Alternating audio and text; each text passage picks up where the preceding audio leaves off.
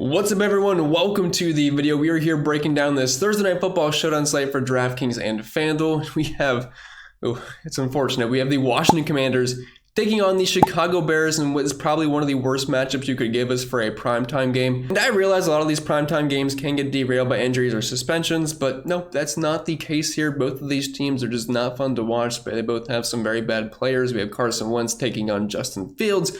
Yeah, I don't know. The NFL should be ashamed of themselves for scheduling this to make us watch it on a Thursday night because they know we're going to watch it. We have no other choice. I mean, we can complain about it all we want, but they know we're still going to watch it. So shame on them, but I guess it does work. And if you're like me, you're still viewing this as another opportunity to throw some lineups together and hopefully win some money in betting, prize picks, or DFS tonight. And if this is your first time here, what's up? My name is Chris Pennell. I break down NASCAR and NFL DFS each and every single week on this channel. And if this is your first time at a showdown video, what I do specifically in these, we go through each position here, kind of go by team so it's nice and orderly here. I don't like to be chaotic. And then I build a lineup as we progress through it, just for something like a tournament or a single entry or whatever it may be, just to see what fits. And then around the optimizer at the end with the ownership and projections that I have currently in there, just to see who's popping the most as of right now. If that sounds fine and dandy to you, well, I do that each and every single week, and I do it for main slate. So if you think you're going to stick around, you might as well hit that subscribe button and leave a like on the video if you do end up enjoying today's content. And just a very quick thank you to all that helped me get to 10,000 subscribers. I know it doesn't mean much, but to me, it is pretty cool, so I really do appreciate it. And if you have any jokes or grievances you want to air in the comment section down below, you can feel free to do that because I have no control over you. Just try not to be too mean to me. I have feelings still. And also, yes, I know, it looks like I'm wearing lipstick. I have some pretty red lips and the camera's probably doing some trickery here with the lighting. But it's okay to make fun of me. I think it's kind of funny. But just let's find some new content, guys. I mean, there's got to be something to make fun of, right? Besides my lips. And don't forget to check out the sponsor of the show, Prize Picks, because they do pay the bills and they make these videos possible. And as of right now, if you're new signee over on the website, you can use promo code CPEN to take advantage of the Instapause match bonus that they have going on right now, where it's up to $100. It is free money, no strings attached. Please use that to your advantage. Either in prizepicks.com, you can use a link down below. And as always, we will start with the quarterback position, and I cannot tell you how much I am excited to talk about these two quarterbacks with Carson Wentz and Justin Fields. But if you do want access to the sheet that I'm previewing for free on YouTube, link is down below in the description for that. Also the optimizer, which I'll show you at the end, ownership projections, cheat sheets for main slates, showdowns, and I cover other sports as well, including the NBA, when that starts later this month. I guess I'll be busy very, very soon. But if you want access to it, links down below in the description for that. Fair price compared to most in the industry. Anyway, I sold enough. Let's talk about Carson Wentz. $10,600 for the Washington Commanders. He's actually had 3 really good games this year, which is kind of beefing up his stats, but they were against some pretty bad teams. Jacksonville, Detroit, and then I forget the other one. Oh yeah, Tennessee. Where he had 25 points versus them and 30 versus the other two. Then once he faced Dallas and Philly, 2 better defenses, he failed to cross the double-digit point threshold. Now, Chicago is a bit of an easier matchup here, and the Commanders are on the road. They are 1-point dogs, an 18.5-point implied team total. But for fantasy purposes, I mean, overall, Wentz has not been terrible. Nearly 300 yards passing per game, 2 passing touchdowns, throwing the ball nearly 40 times per game. And if you look at the matchup specifically versus the Bears, they're bottom half in the league in fantasy points allowed per game to the quarterback position and pretty much mid-pack DVOA versus the pass. But I'm not really too scared of this Bears defense. And there's at least a couple of options for Wentz to get the ball to. Now, if this was a main slate, there is zero chance I have any interest in either of these quarterbacks. But on a showdown slate at price points where they're not even $11,000, yeah, I'll be having a lot of both quarterbacks. Now, the question becomes not if I'm going to play them, it's how much will I play them in the captain spot. And for me personally, while I will play them in the captain spot a bit on DraftKings, on FanDuel it makes more sense because of how the pricing is and the way the contests are, because you don't get the salaries multiplied any on FanDuel, so just put in whoever is the highest raw projected player. But for Wentz, in order for him to have a good game, his pass catchers have to go off as well. So if I'm going to go with some Washington lineups, I think I'd rather get like a receiver like a Curtis Samuel in there instead and save a couple of bucks. Not saying I won't have any Wentz captain lineups, but I think you guys get the idea of what I'm saying.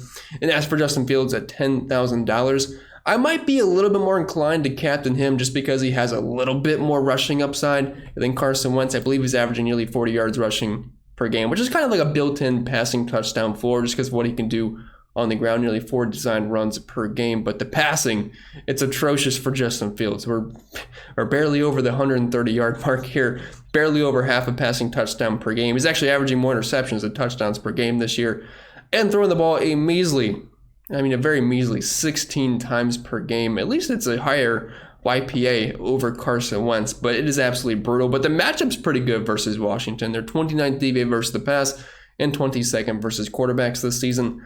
My hopes aren't high for either of these quarterbacks, but the unfortunate truth is they project well compared to most on this slate, so we got to play. All right, so moving over to our lineup, not going to do anything too fancy here. We're just going to plug in both quarterbacks in the flex spot. Now, we might be missing out on David Montgomery, so maybe we could switch one of these guys out. I'm not sure what the end's going to look like. But for right now, let's just plug in both quarterbacks. That leaves us about $7,300 left for the remaining players. Yeah, we'll see what happens.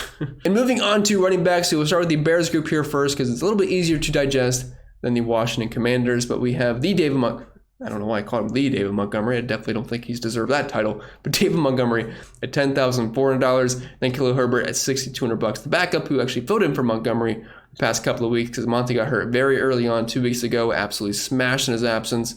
It was just kind of all right versus the New York Giants. But Monty returned last week and played on 70% of the snaps and dominated the touches for the most part. So it's where I really expect going forward. I mean, he's definitely going to be the guy that you can count on the most in this offense to get touches and really just more than anybody else on this slate. I mean, as far as projected touches go, Montgomery is going to lead the way. Now, he's not cheap or anything. You're paying a nice premium for him, and you might have to drop off one of the quarterbacks to make this fit, but I'm fine with that. I wouldn't say either quarterback's an absolute must-play.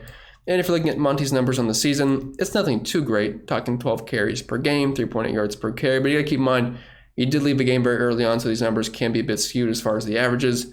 And does have a nice 15% target share, but you got to keep in mind, this Bears offense throws the ball like 16 times per game, so that equates to 2.5 targets. So it's not as good as it would be in an offense like the Chiefs or something. And then for Herbert, $6,200. I don't really see myself getting there. I mean, the only way I can see him paying off at $6,200 is either just some fluky touchdowns, or if Monty gets hurt again, and that's not really something I can bank on too much, which just much rather pay the extra $4,000 for Monty and find value elsewhere. And then for the Washington Commanders, Brian Robinson returning from after getting shot, which is incredible, so shout out to him. He is back, and he played around 30% of the snaps last week, and between these three guys, Antonio Gibson, it's $8,600, Robinson at $6,600, J.D. McKissick at $6,400. It's kind of annoying because it could really be anybody in this offense. It was like a 30-30-40 split. I think that equals 100, right? 30-30-60. Yeah, okay. So that makes sense. But, I mean, it could be anybody here. It's really annoying. McKissick, we know his role. He is the pass catcher in this offense, so at least we know what he's going to do. It's really Gibson or Robinson that it could completely interchange. I mean, Robinson saw 9 carries in his debut last week, and Gibson's averaging on 11 carries per game. It's going to be a bit of a split there. I like that you get Robinson for $2,000 cheaper. I feel like I'd just rather go that route. And we know Gibson does have some pass catching upside, but McKissick, his role at $6,400, over $2,000 cheaper than Gibson, I think at least makes a little bit more sense. He's seeing 6 targets per game and a near 15% target share. So he would probably be my favorite of the group, to be honest. Moving back over to our lineup, I'm just going to try to fit in David Montgomery. I know I'm just jamming in the 3 most expensive players, but to be honest, on this slate, that might not be the worst idea because it gets bad really quick the more you scroll down. And moving on to the wide receivers, we'll start with the Commanders group here first, which consists of Terry McLaurin at $9,000, Curtis Samuel $8,200, John Dotson at $5,600, De'Ami Brown at $5K flat, and then we have Cam Sims at $1,400, and then Dax Milne, I'm not sure. Someone can tell me down below. Hopefully I don't need to know this name, but we might have to, depending on who is in or who is out for this game. So I want to talk about the injury situations first. So we have Dotson, who is very questionable. I'm not actually expecting him to play. I don't currently have him in the projections. He comes in at $5,600. If we're looking at what he's done so far this year, the rookie, who's obviously got a lot of talent. And I played him the first few weeks, and he actually won me a tournament. But 5 targets per game, touchdown per game, 13% target share, and a pretty nice 25% market share of the team's air yards, which is not bad at all, but only 3 catches per game. But he has been a magnet for the end zone. I don't really think he's going to play, so I think you can vacate those 5 targets. De'Ami Brown's kind of the guy that stepped up last week, where he's only $5,000. He only played around 30% of the snaps, but he did catch 2 long touchdowns. Obviously, these numbers aren't going to look too great, but he does an 8 out of 25.3 in a very small sample size. But he's questionable as well, so if he happens to miss, that really opens up things for Cam Sims and then Dax here at $200. But as of right now, it's kind of a wait-and-see approach. If 2 guys are out, they become excellent value plays. If Dotson is out, that's going to be a bump for Brown. And then, yes, maybe a guy like Cam Sims needs a little bit more run, but they'd kind of rely on more so 2 guys missing rather than just Dotson. But assuming Dotson is out, Brown's in play. But Curtis Samuel is the guy I really like, and that's whether anybody plays or not. I mean, I think he's just super safe here, $8,200. He's seeing nearly 9 targets per game, nearly 6.5 catches, a really healthy 22% target share. Not too much in the air yards department. We're only seeing an 8 out of 4.8, but that's fine for me, $8,200. I'm not playing Curtis Samuel for bombs. I am playing him to rack up receptions on a PPR site like DraftKings. If I want bombs, I'm looking at guys like Terry McLaurin, who's got a 28% market share of the team's air yards, who's $800 more expensive. I'm looking at De'Ami Brown, who has an 8 out of 25.3 this season and caught a bomb last week. So I'm playing him for a different reason here. I think he's extremely safe, and I'm actually probably going to put him in the captain spot for this video because I like the price point a lot, and I have Carson Wentz in my lineup, and it's a nice pairing. And then moving on to the depressing group of the Bears wide receiver group that just does not, they don't get much attention because Justin Fields in the Bears offense does not throw the ball much at all. And even then, Fields, when he does throw, he's not the best passer in the world. But anyway, we have Darnell Mooney at $7,600, Equanimeous St. Brown at $4,800.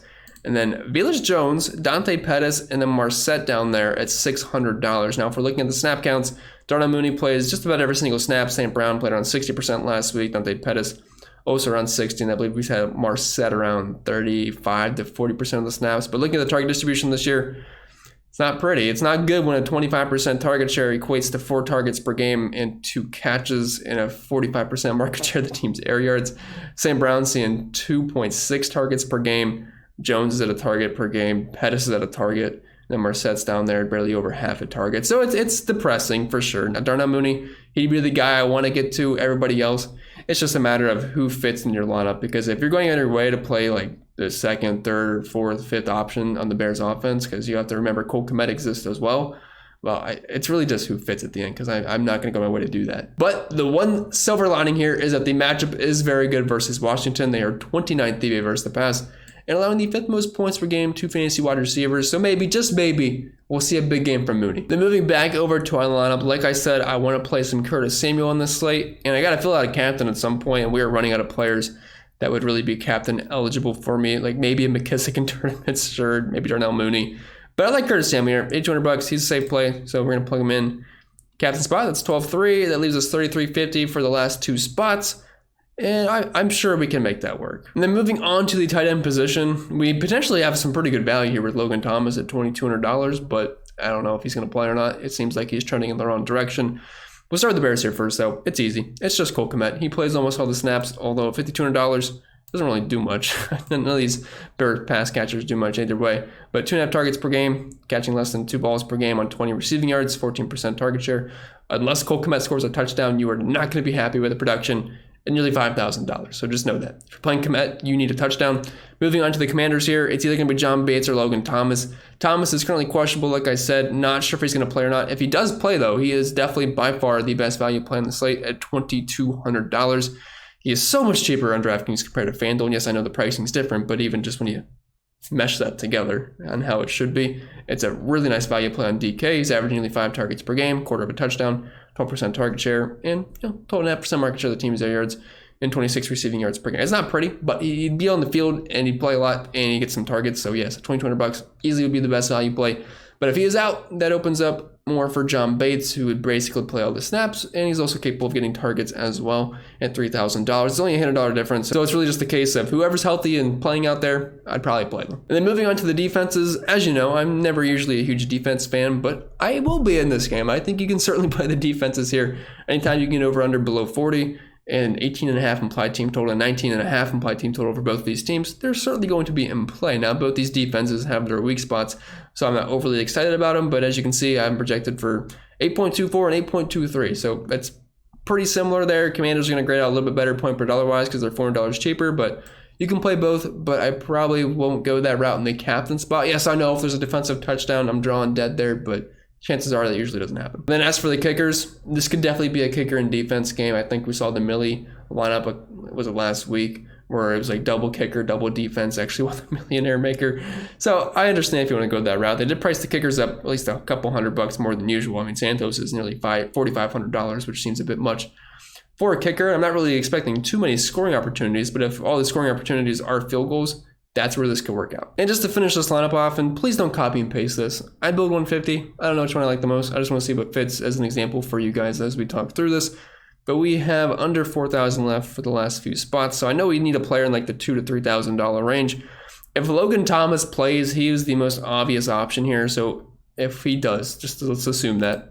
Plug him in, that's $4,500 left. You could play Santos, you could play Joey Sly at kicker. You could also go with either of the defenses. If Thomas happens to be out, you could play John Bates at $3K, and that would still get you a defense there. So either way, that could work out. But I'll let you guys use your imagination. And again, please build your own lineups. And as I said in the beginning, I do run the optimizer here at the end to see who's popping the most as of right now. Just raw dogging here. No groups, no settings, no randomness, nothing like that. Just want to see who pops the most as of right now with the projections we have in place. And I believe I currently have Dotson listed as out, and I believe I have Thomas in. So just fair warning, that's what will reflect in the projections, but obviously that could certainly change. And if you do want access to the optimizer to build your own lineups and export the DraftKings and just build some lineups for fun, link can be found down below in the description for that. All right, so it looks like we got the 152 crunch here, and that first lineup doesn't look too bad. I wish I kind of built that one in the video, but anyway, let's go to the players tab here and see who's popping the most. We have a lot of Carson Wentz in the flex spot, makes sense to me. Lots of David Montgomery, lots of Justin Fields in the captain. Looks like he projects the best. Commanders defense is popping, which makes sense. The Bears offense isn't anything to get too excited about. Lots of Curtis Samuel as well, so I can't really say I'm too surprised. It's going to be a real shame if Logan Thomas does not play because he is making a lot of things fit. He's popping nearly 40% of the time here. So obviously if you are someone that does 150 builds, you got to make sure you have the right group set in place and your randomness and all that fun stuff to make sure you're building correlated lineups that would make sense for tournaments and not just click a button to build 150 randomly. But with that being said, that's all I got for you guys for this video. Hopefully this game isn't as terrible as it looks on paper. I'm sure it will be because, why not? These primetime games tend to be pretty bad, it seems, most of the time, unless it's like the Chiefs playing or whatnot. But I wish you all the best of luck. Leave a like on the video if you did enjoy, and subscribe to the channel if you're brand new and you think you're going to keep coming back. But I'll shut up for now, and I'll see you all next time.